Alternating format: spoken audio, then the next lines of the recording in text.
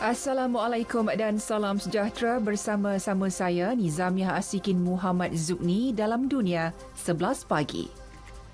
Kepimpinan Malaysia di peringkat antarabangsa terus diiktiraf apabila visi Putrajaya 2040 diterima oleh negara anggota Kerjasama Ekonomi Asia Pasifik APEC. Ia disepakati sebagai visi baharu yang mampu mewujudkan komuniti Asia Pasifik yang aman, terbuka dan berdaya tahan menjelang 2040. Perdana Menteri Tan Sri Muhyiddin Yassin berkata, Malaysia berjaya melangkah sejarah apabila menganjurkan persidangan APEC secara maya buat julung kali dengan jayanya pada November lepas. Sehubungan itu, beliau mahu momentum tersebut dikekalkan bagi memastikan Malaysia terus seiring dengan negara-negara lain khususnya di rantau Asia Pasifik. Ia dalam menarik pelaburan langsung dari luar negara. Malaysia mengutuk keras serangan pengganas ke atas lapangan terbang antarabangsa Aden di Yaman pada Rabu lalu yang mengorbankan 26 nyawa.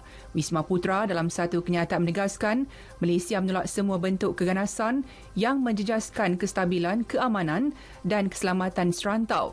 Malaysia juga percaya usaha positif yang dilakukan Kerajaan Arab Saudi menerusi Perjanjian Riyadh akan membawa keamanan dan kestabilan di Yaman.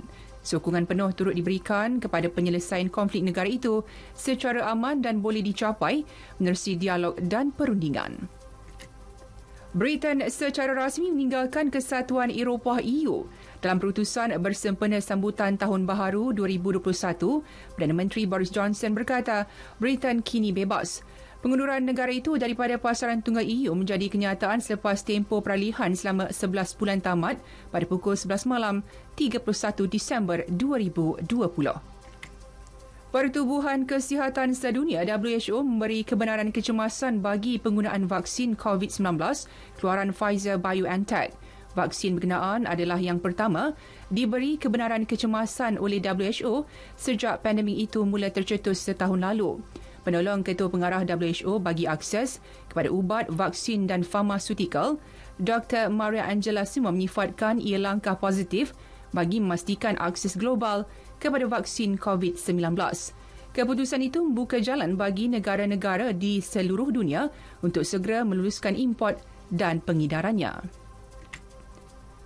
Calon Parti Republikan bagi Senat Amerika Syarikat Senator David Perdue dikendaki menjalani kuarantin selepas mempunyai kontak dengan individu dijangkiti COVID-19. Meskipun Perdue telah disahkan negatif, namun beliau diminta menjalani kuarantin atas saranan doktor. Langkah itu diputuskan beberapa hari sebelum pemilihan di Georgia bagi merebut 2 kerusi Senat. Perdue ditentang sengit calon Parti Demokrat Jon Ossoff bagi salah satu kerusi yang dipertandingkan. Seorang pengubal undang-undang Kanada meletak jawatan selepas dikecam kerana bercuti bersama-sama keluarga di Caribbean. Menteri Kewangan Ontario, Rod Phillips mengakui telah melakukan kesilapan kerana melancung sedangkan kerajaan telah menasihatkan orang ramai agar mengelak melakukan perjalanan tidak penting.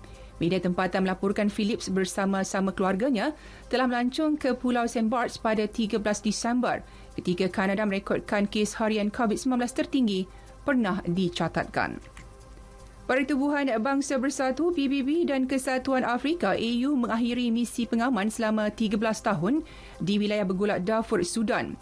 Jurucakap misi berkenaan Ashraf Isa dalam satu kenyataan maklumkan misi pengaman Badan Dunia itu berakhir pada tengah malam 31 Disember.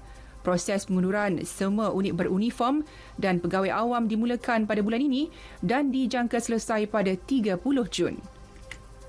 Beribu-ribu orang berhimpun di pusat bandar Wuhan, China bagi menyambut ketibaan Tahun Baharu 2021. Seperti tahun-tahun sebelum ini, orang ramai akan berhimpun di hadapan bangunan ikonik Hawker Custom House yang merupakan antara lokasi popular pada malam ambang Tahun Baharu. Polis telah ditempatkan di sekitar lokasi berkenaan bagi memastikan SOP dipatuhi terutamanya pemakaian pelitup muka. Wuhan diletakkan bawah perintah berkurung yang ketat selama lebih 2 bulan pada awal tahun lepas ekoran penularan COVID-19. Namun keadaan kembali seperti sedia kala sejak musim panas yang lalu.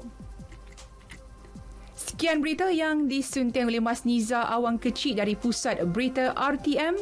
Assalamualaikum dan salam sejahtera.